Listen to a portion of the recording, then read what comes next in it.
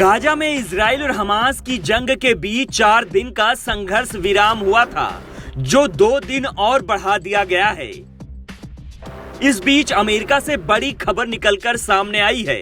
अमेरिकी विदेश मंत्री एंटनी ब्लिंकन इस सप्ताह पश्चिमी एशियाई देशों की यात्रा करेंगे। इजराइल और हमास के बीच पिछले महीने युद्ध शुरू होने के बाद से ये ब्लिंकन का तीसरा दौरा होगा। दौरे के दौरान ब्लिंकन इजराइल के प्रधानमंत्री बेंजामिन नेतन्याहू और फिलिस्तीनी राष्ट्रपति महमूद अब्बास से मुलाकात भी करेंगे।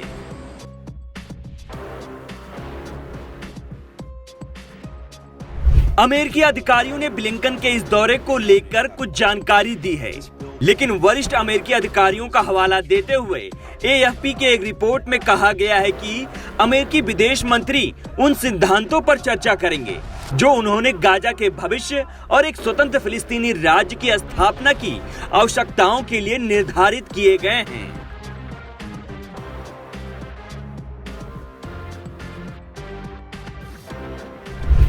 अमेरिकी अधिकारियों ने समाचार एजेंसी को आगे बताया कि बचे बंधकों की रिहाई सुनिश्चित करने, गाजा में इजराइल के अभियानों के दौरान आम नागरिकों के जीवन की रक्षा करने और गाजा में आम नागरिकों के लिए मानवीय सहायता आपूर्ति में तेजी लाने के लिए निरंतर प्रयास पर चर्चा करेंगे। उन्होंने कहा कि ब्लिंकन संघर्ष के बाद गाजा के लिए सिद्धांतों के साथ साथ एक स्वतंत्र फिलिस्तीनी देश की स्थापना करने और संघर्ष को बढ़ने से रोकने की आवश्यकता पर भी चर्चा करेंगे।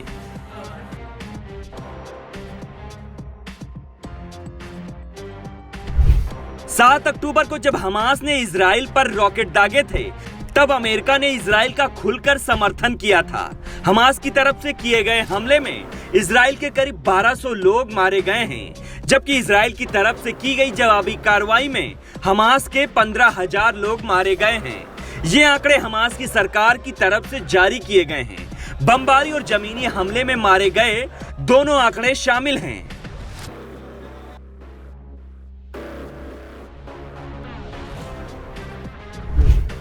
अमेरिकी राष्ट्रपति जो बाइडेन ने कहा कि वो और उनका देश 2 राज्य समाधान की दिशा में काम करना जारी रखेगा और उनका मानना है कि इजराइल और फिलिस्तीनियों के बीच अस्थायी शांति ला सकते हैं, क्योंकि इजराइल और हमास ने अपना संघर्ष विराम 2 दिन और बढ़ा दिया है।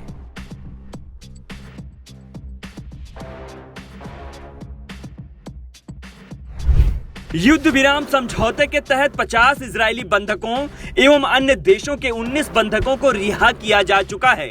इसके अलावा इजराइल जेलों से 117 फिलिस्तीनियों को रिहा किया गया है। इजराइल ने कहा है कि प्रत्येक अतिरिक्त 10 बंधकों की रिहाई के लिए युद्ध विराम की अवधि को 2 दिन आगे बढ़ाया जा सकता है।